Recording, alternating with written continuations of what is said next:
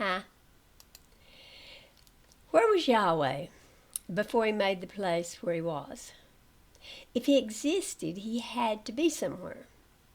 But there was nowhere for him to be because he hadn't made any place. Some might say he's a spirit and he exists outside of time and space, whatever that means.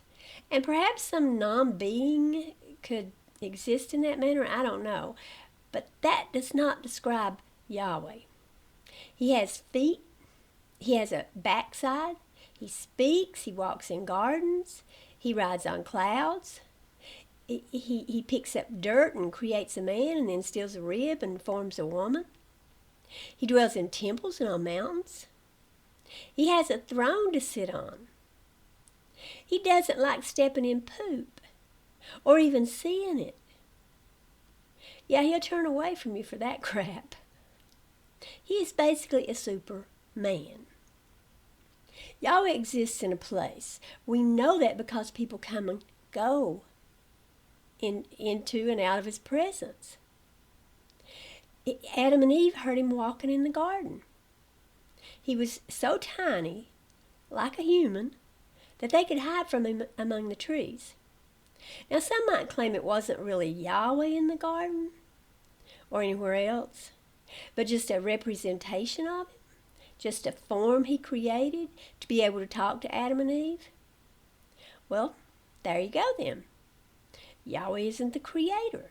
There is something bigger. Anyway, isn't that what we all supposedly are? Isn't our body just an avatar of us, according to the Bible? Yahweh makes our spirit and puts it in our body, and we live and move and have our being in him. So how would this God we see in the Bible be any different from us since we are made up of him? Also, if Yahweh is everywhere and in everything, how is it possible that we not be Yahweh ourselves? And while we're at it, how are we regular humans different from Jesus? Let's take Adam as a human example. Yahweh made him from dirt and blew breath into him. It filled him with his own spirit, which if Yahweh is real and we have a spirit, is exactly what happens with us. Yahweh made Jesus, we presume, from Mary's egg and then created a sperm to fertilize the egg and then put his spirit into Jesus. What's the difference in dirt Yahweh made Adam from and sperm from which Yahweh made Jesus? And again, where did our spirit come from according to the Bible? It came from Yahweh and goes back to Yahweh. Was the spirit of Yahweh in Jesus different from the spirit of Yahweh in Adam or in us? Jesus was a man and was in all points tempted, like as we are, right? Did Yahweh make inferior spirits for us? If he did, then we're not to blame because we can't be as good as Jesus. Are our spirits not a part of Yahweh even though they came from him? Adam was Yahweh's son. Israel was Yahweh's firstborn son. And Jesus was his only begotten son. Of course, Isaac was called Abraham's only begotten son. But that did not mean that Abraham had no other son. In fact, he had an older son. So to be an only begotten child does not mean you're the only one. And of course, to be a firstborn son doesn't mean you're the first son. Since Adam was Yahweh's son, but Israel was his firstborn son. That is, unless Adam and Israel were the same creature. But of course, Adam wasn't actually born. But back to the presence of the Lord. Genesis 4:16, Cain went out from the presence of the Lord. Genesis 17:22, Yahweh's talking to Abraham, and he left off talking with him, and God went up from Abraham. Job 1:12, Satan went forth from the presence of the Lord. 2 Thessalonians 1:9 says, some people will be punished with everlasting destruction from the presence of the Lord. So Yahweh comes and goes from various places. He has a presence, and it must exist in a place.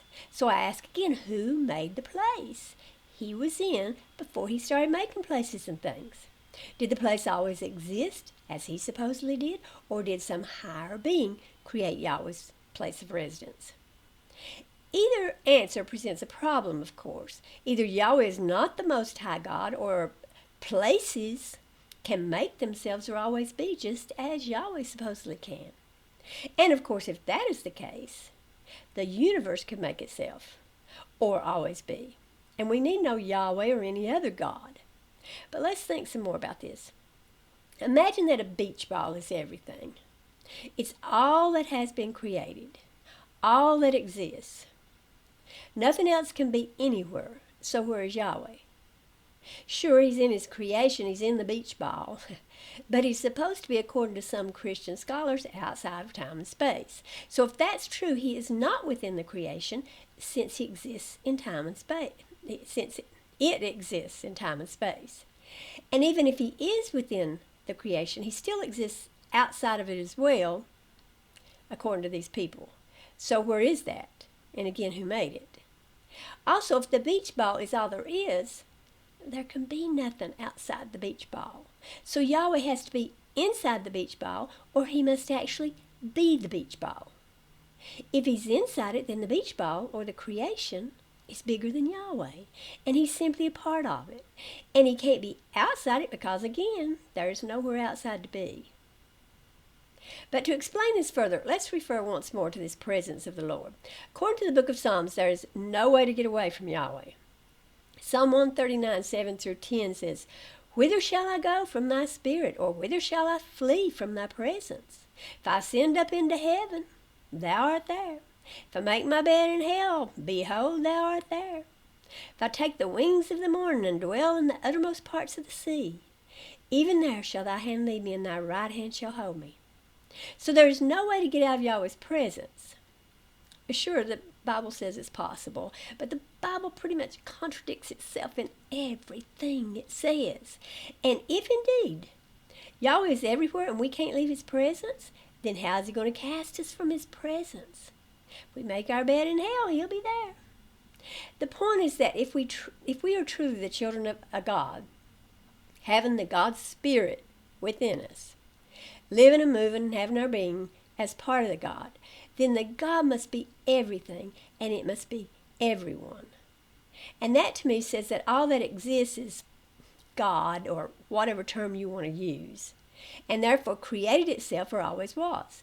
Just as the God of the Bible evolved over time, which we see in the pages of the Bible, the universe, or whatever we would call all that is, evolved over time, creating various creatures and plants and whatever else exists. And that means Yahweh, the God of Israel, is not God, not the creator, not the source of all being, not the energy or power that gives us life. He exists within creation or reality, yet is separate and apart from creation and has no place to exist. We have seen that we can leave or be cast from his presence, so he's not everywhere and in everything. He is simply a fictional character whom many bow down to as they blaspheme and vilify and deny their true God or source. Yahweh may be a horrible representation of the real thing, but in reality he is just a character in a story concocted to try to make sense of our existence. He doesn't exist. The world exists, we exist, well, we think we do anyway. And for all we know, every single thing that exists is living and breathing in some sense. Plants give off oxygen for us, and we provide carbon dioxide for them. Some say they hear and smell, and that they scream when they're dying, and also make a sound when they need water. When grass is cut, that scent we love is, they say, the grass's attempt to warn the rest of the yard. Just because we don't hear plants doesn't mean they don't speak in some way. Just because we can't hear their voices doesn't mean they don't have a voice. Trees live in a society and interact with one another. They are social and communal. Some say they learn and remember and can count. They take care of their sick friends, sending electrical signals across a fungal network to warn one another of danger. And they keep stumps alive for centuries by providing them with a sugar solution through the roots. Trees are kinder to one another than we humans are to other humans. They possess a higher standard of morality. All that is, including us, may just be a living organism that works together in all its parts to continue existing. And that living organism may be its own source, or it may have always existed in one form or another. And we are all part of it. No outside deity in some place that can't possibly exist where that deity can reside is needed. The living organism would be the deity if you have a need to call it that. And asking how it is possible for the universe to have always been or to have made itself is the same as asking how it is possible that a God always was or made itself. If one can be possible, so can the other. If you think you know enough about the universe to know it can't exist or survive on its own, to know it's not sentient in some way, the same as you think your God can and is and does, well, I think you're fooling yourself. I don't think you're that knowledgeable. Having flesh and blood, which, by the way, you think is made from the very dirt you walk on, doesn't make you any more alive than having a root system makes you a tree alive. And that root system feeds the tree from the earth just as you are fed by the earth. Does a dead earth have anything to offer, or is the earth in some way also alive? And for that matter, how do you know the sun isn't alive? You claim your God is a consuming fire. I think that's what the sun is. And yes, I know that's a metaphor, but here's the point. When it pleases you, you make your God into a man, working within time and space. And when it pleases you, you make your God into something that is seemingly simply energy and power with an ability to communicate and care.